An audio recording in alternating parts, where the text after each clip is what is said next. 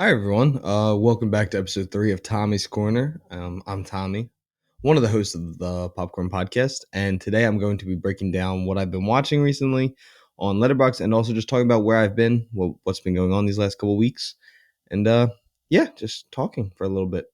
So, getting off the bat, I know that we took a little bit in between our episodes. It's been almost 2 weeks. I know that we posted not this past Saturday, Saturday prior, and today is Thursday. This episode should be coming out today as well. So, we are sorry for the break that we took. Scheduling conflicts were coming up. Me and Ryan were both trying to finish our semesters of schooling right now. And yeah, so we were trying to deal with all that stuff. Plus, we were going on a trip together, and we weren't able to do the episode while we were on vacation, which I hope you guys can understand. But we are back, so this episode will be coming out today, and I think our review of the Iron Claw should be coming out tomorrow or Saturday. I don't know yet, but we will have 2 episodes for you guys to make up for the week and a half of no episodes. And yeah, so just I finished school, finished my semester. I did pretty good. I had about all 90s in my class except for one. I had an 88. Um, but yeah, I think I did pretty well. I think it's probably one of my better semesters of school. And I will not be doing classes this upcoming semester of school, not the spring semester, because I am transferring. I'm going to be starting at Los Angeles Film School in September, hopefully, if everything with my military career all pans out the way it looks like it's going to with getting discharged. But yes, I will be going to Los Angeles Film School. I will be moving out there and living out there for the next 3 years. And hopefully at some point, Ryan will also come out there and move out there and we can still work together. But the podcast is not going to stop. I know that was something I know people would probably think about is that me and him moving across the country, different time zones. It's going to make things a little bit difficult. But no, the fan base that we've grown is so important to me and Ryan that we are so thankful for everything you guys do for us and all the listeners you guys got. We were just ranked again on the charts again for another month. So again, that means so much to us. And yeah, so this was a decision I knew I needed to make because I want to get into the industry, and this was one of the best ways to do it. They have a very high graduation to job rate, so that was a decision that me and my talked about with my family, and I the kind of thing about by myself. Did I want to go out there and move by myself? But I have friends out there that I can talk to and hang out with if I really ever feel too stressed about something. But yeah, so I'm excited for that. That should be in August. I should be moving.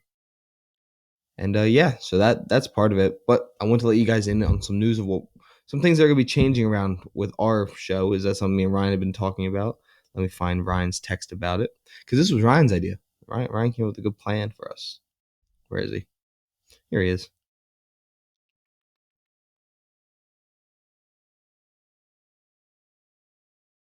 Wait a second. Okay, so we are going to finally start really working on our Patreon. We're going to make it a $1 a month Patreon. You guys will get episodes a day early, and we'll also do recap episodes. So, like when Godzilla vs. Kong 2 comes out, we'll do a recap of the whole MonsterVerse on Patreon, which I think is going to be really good for us. And just we'll add some more, like it'll be a bunch of recap episodes, some more shorter episodes that we'll put out on there. Tommy, I think I'm still going to keep Tommy's Corner as episodes on the main account, but they'll still go up on the Patreon probably a day early. And just so you guys know, any money that we make from Patreon will go into higher camera quality, better microphones. Everything will be production value first, and then eventually self-sustainment. But first off, it's all about getting the equipment better so we can make a better show for everyone that sits here and listens to us talk. We also, in YouTube, we're going to try and get more into making thumbnails, some more background for our videos. We're going to try and be able to show pictures of scenes from the show or movie we're talking about with the lines of dialogue playing with it. We also thought about maybe we think we're going to try something known as the Popcorn Studios instead of just the Popcorn Podcast. Maybe have a shorts channel, and then also have more of a long version of each episode, like a full uncut version, then maybe a cut version of the show. So you don't have to listen to just the rambling me and Ryan do. We'll also be able to play. You'll be able just to hear the important parts. Like if we're doing rankings, you can just hear what we think. Or you don't have to hear me and him going off on our tangents that we like to go on.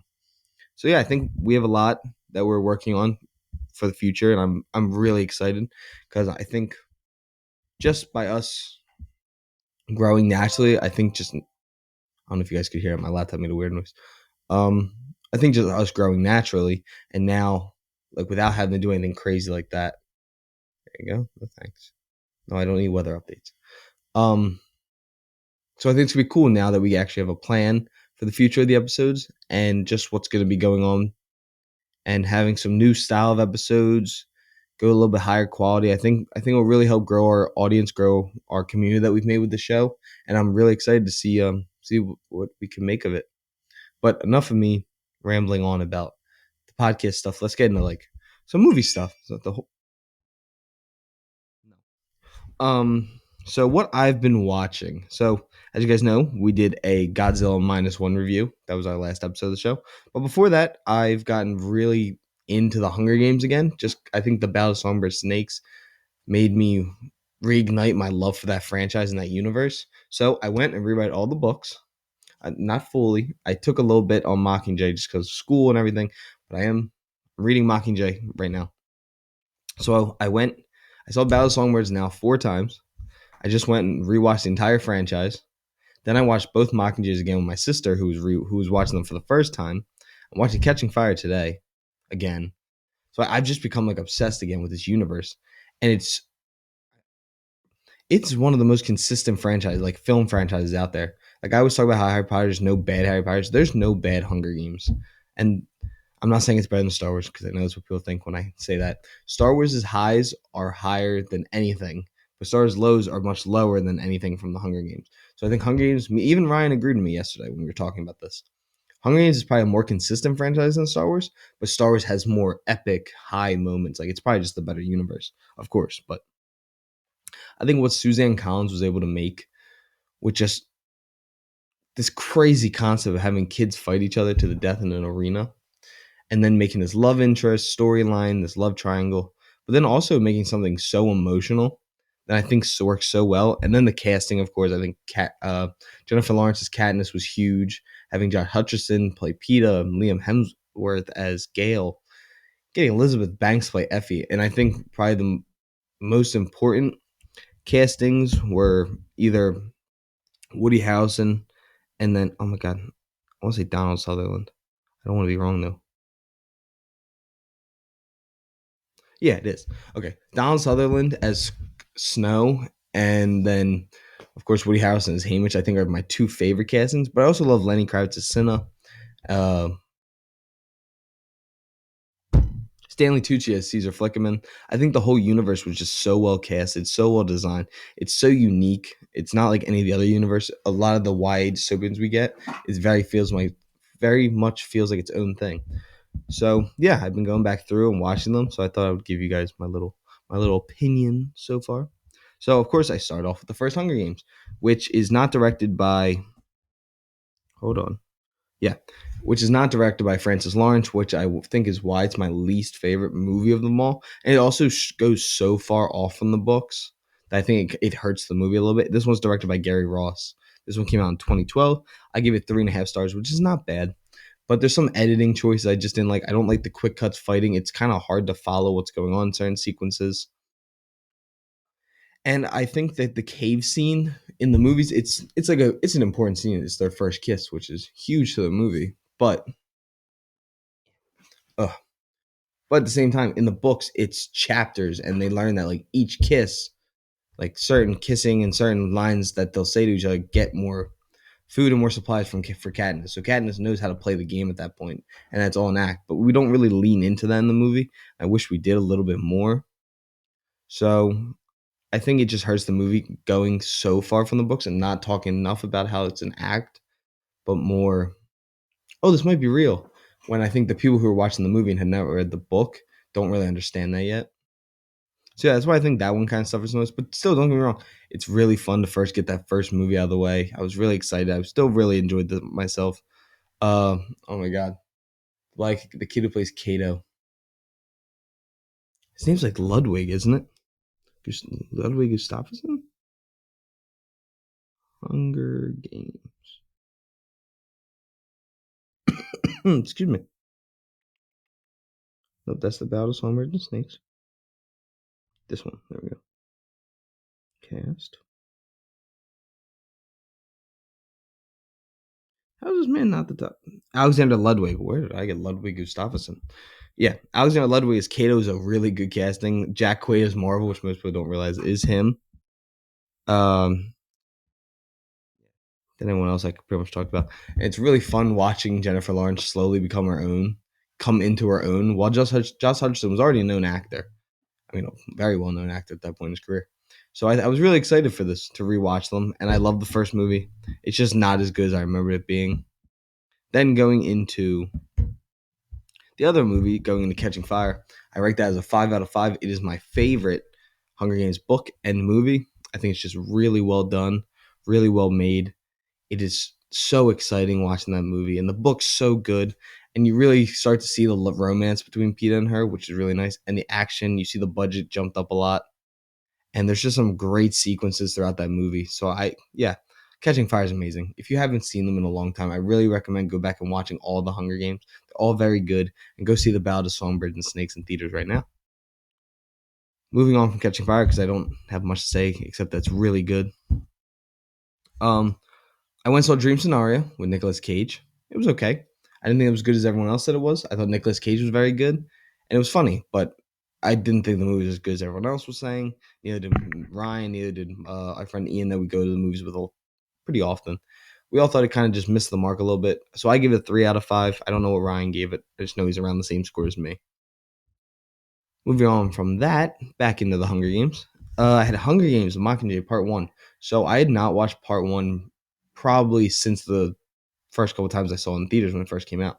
Because that one came out in 2014. Yeah, so I was 13 years old. So I always remember I was like, oh, I don't like it. I don't like it. I don't like it. I was wrong. I think Mockingjay Part 1 is really good. I know that people didn't like that he split up. I think it is necessary to split it up. I like the dialogue driven movie for once. It lets you just show off everyone's acting chops. Julianne Moore as Coin. You get to see Katniss. Oh my God, Plutarch. Oh my God. Why can't I think of anyone's names all of a sudden? Jiminy Crickets.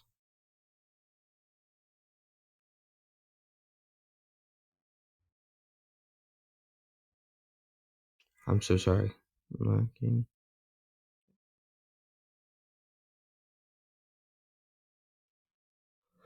Yeah, Philip Seymour Hoffman, Jiminy Crickets, Plutarch's Heavensby. Yeah. I mean, getting to watch him act is so much fun. And it was really sad that we lost him and he couldn't finish doing all the scenes, which was really sad. But I love watching this movie. It's so heartbreaking. You just want Peeta to be okay for Katniss. You want the Katniss to be okay.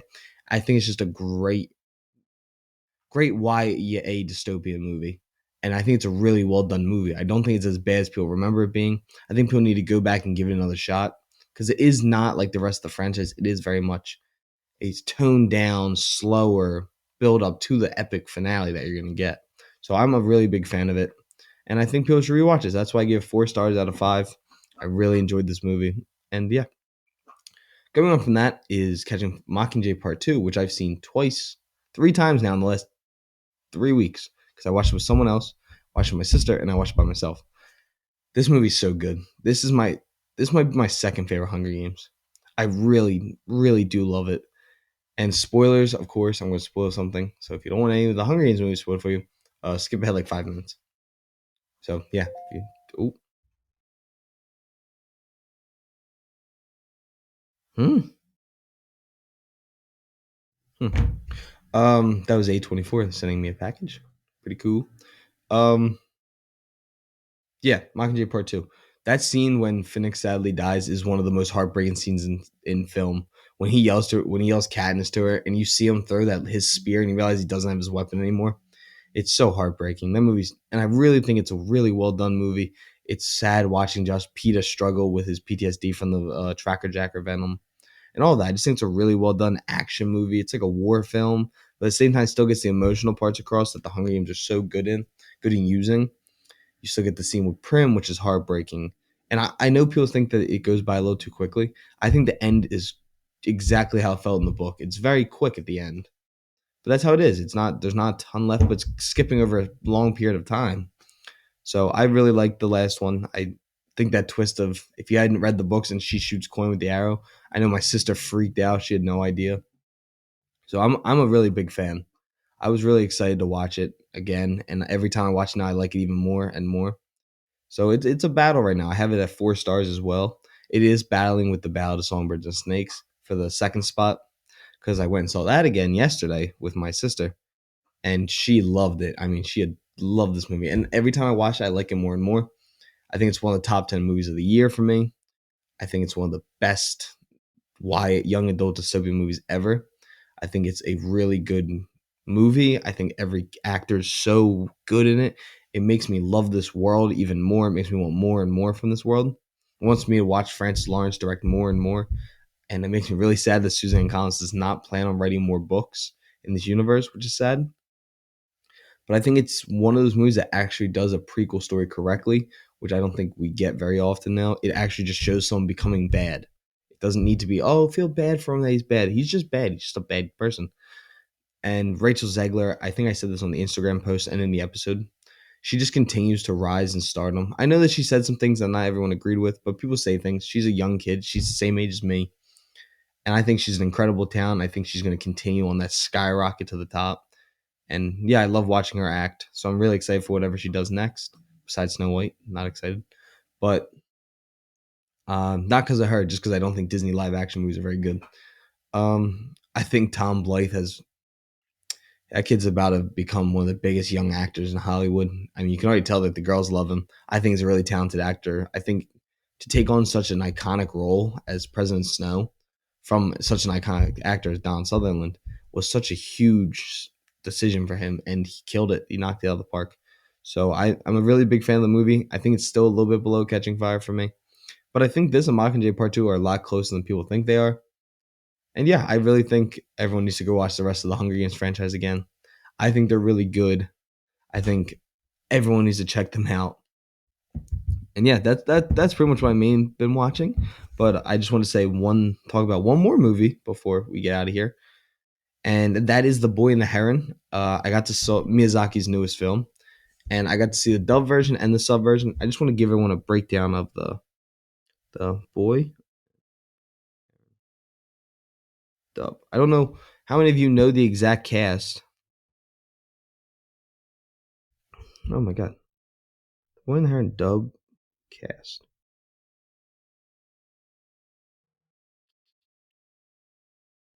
Yeah, so the cast included Christian Bale as the dad, Dave Bautista as the Parakeet King, Gemma Chan as Natsuko, Willem Dafoe as Noble Pelican, Karen Fukuhara as Lady Himi, Mark Hamill as the Grand Uncle, Robert Pattinson as the Grey Heron, and Florence Pugh as Kyoko. Fantastic, fantastic, fantastic, fantastic, fantastic. They were all very good, and Robert Pattinson is incredible. You have no idea that it's him. I could have went years, and then someone could have told me. I thought it was Mark Hamill in the first trailer. But yeah, I think it was another really, really well done film in Miyazaki's filmography. But I do not think it's his best movie. I think it's still below Spirited Away and House Moving Castle, which I really love. Another Christian Bale performance.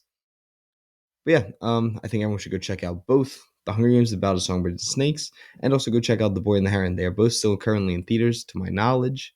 And yeah, that's the end of this episode of this Popcorn Podcast. Make sure to continue liking our podcast, sharing it everywhere you follow our podcast. My Instagram is Tommy underscore Cresta. The show's is the underscore popcorn underscore Cresta. No, underscore podcast. Ryan's is Ferran underscore 12. And yeah, you can follow us on TikTok, Instagram, Spotify, Apple Music, everywhere. Continue supporting the show. It means a lot to me and Ryan. It makes us want to continue making more episodes and continue putting more and more time and effort into the show. So thank you guys so much for checking out the episode, and we will see you either Friday or Saturday to talk about The Iron Claw, A24's newest film.